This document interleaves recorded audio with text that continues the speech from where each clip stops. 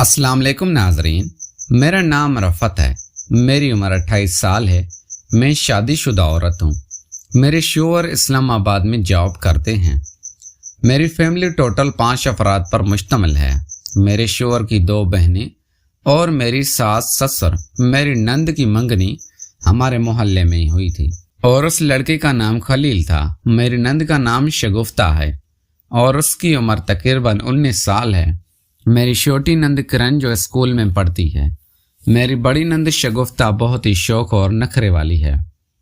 اس کے کئی رشتے آئے تھے لیکن اس نے انکار کر دیا تھا کہ اب بھی شادی نہیں کروں گی، لیکن محلے کا ہی ایک لڑکا اس سے پسند آ گیا تھا۔ وہ لڑکا روزانہ شگفتہ سے ملنے رات کو گھر آتا تھا۔ شگفتہ میرے سے کہہ دیتی تھی کہ بھابھی آپ خیال رکھنا، اور چوری چھپی اس سے مل لیا کرتی تھی۔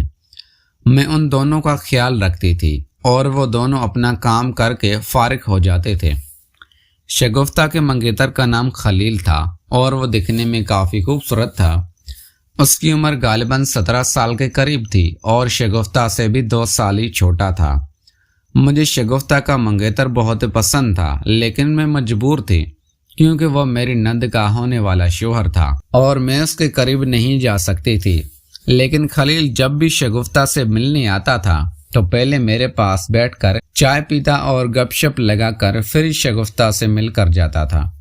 میں ان کو بیٹھک میں ہی ملا دیتی تھی۔ ہمارے گھر میں ایک بیٹھک بنی ہوئی تھی۔ میں وہاں پر رات کے 11 بجے جب میرے ساس سسر سو جاتے تھے تو میں شگفتہ اور اس کے منگیتر کو اندر بھیج دیتی تھی۔ وہ دونوں اپنا کام کر کے نکل جاتے تھے لیکن میرے شوہر بھی اسلام آباد میں ہوتے تھے اور مجھے بھی شوہر کی کافی کمی محسوس ہوتی تھی۔ کئی بار تو میرا بھی دل کرتا تھا کہ میں بھی محلے کی کسی لڑکی کے ساتھ ایسا چکر چلاؤں، لیکن میری ساس سسر بہت ہی سخت ہیں اور وہ ہم پر پوری نظر رکھتے تھے۔ شگفتہ کو بھی میں بڑے احتیاط کے ساتھ اس کے منگیتر کے ساتھ ملاتی تھی، لیکن ایک دن شگفتہ کسی کام سے اپنے ماموں کے ہاں چلی گئی تھی تو اس کے منگیتر خلیل کو پتہ نہیں تھا کہ وہ شام کو ہمارے گھر آ گیا۔ میرے ساتھ سسر اپنے کمرے میں سو رہے تھے۔ سردیوں کے دن تھے۔ وہ میرے پاس آ کر بیٹھ گیا اور کہنے لگا بھابھی چائے بناؤ۔ میں نے اپنی نند کے ہونے والے شوہر خلیل کو اچھے سے چائے بنا کر دی اور وہ میرے پاس ہی بیٹھ گیا اور چائے پینے لگا۔ وہ میرے سے کہنے لگا بھابھی شگفتہ کہاں گئی ہے؟ تو میں نے اس کو کہا کہ وہ اپنے ماموں کے ہاں گئی ہے اور 15-20 دن بعد ہی واپس آئے گی۔ شگفتہ کا منگیتر خلیل کافی اداس ہونے لگا تھا اور کہنے لگا تھا کہ میرا تو گزارا نہیں ہوتا جب تک میں اس کے ساتھ نہ، مجھے چین نہیں آتا۔ میں بھی اس کی مجبوری سمجھ رہی تھی لیکن میں اس کو کیا کہہ سکتی تھی۔ خلیل اس رات کافی دیر میرے پاس بیٹھا رہا۔ میرا بھی دل تھا کہ میں بھی اس کو کہہ دوں کہ آؤ تمہاری ضرورت کو میں پورا کر دیتی ہوں، لیکن میں مجبور تھی اور ایسا نہیں کر سکتی تھی کیونکہ میری نند بہت سخت تھی۔ شگفتہ مجھے گھر سے نکلوا دیتی، میرے شوہر کو بتا دیتی۔ اگلے دن میرے دماغ میں ترکیب آئی۔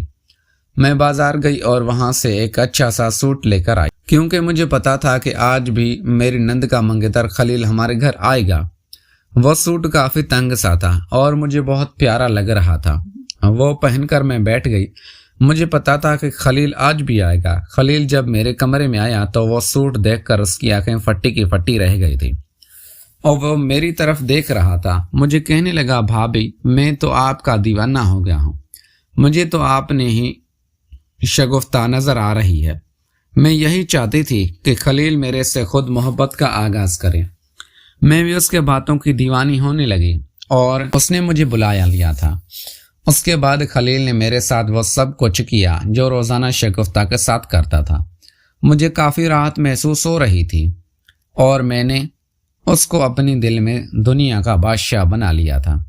جب بھی شگفتہ واپس آئی تھی تو میں نے کئی دفعہ اس کے ہونے والے منگیتر خلیل سے اپنا کام لیا تھا، لیکن خلیل اب شگفتہ کے پاس نہیں جاتا تھا۔ وہ میرا دیوانہ تھا اور بار بار کہتا تھا کہ بھابھی ہم شگفتہ کو سائڈ پر کر دیتے ہیں اور تم مجھ سے اپنا کام کر لیا کرو، لیکن میں اس کو کہتی تھی کہ تم کچھ دن اس کے ساتھ بھی کیا کرو۔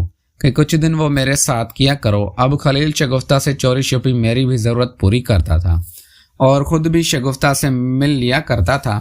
ہمارا یہ کھیل تقریباً 2 سال تک جاری رہا۔ اس کے بعد میرے سسرال والوں نے شگفتہ کی شادی کر دی تھی اور میری موجیں ختم ہو گئی تھی۔ اب کبھی کبھار خلیل چوری چھپی مجھے ملنے آتا تھا، لیکن اب میرا شوہر بھی اسلام آباد سے جاب چھوڑ کر میرے پاس آ گیا تھا اور مجھے خلیل کی تمنا نہیں رہتی تھی۔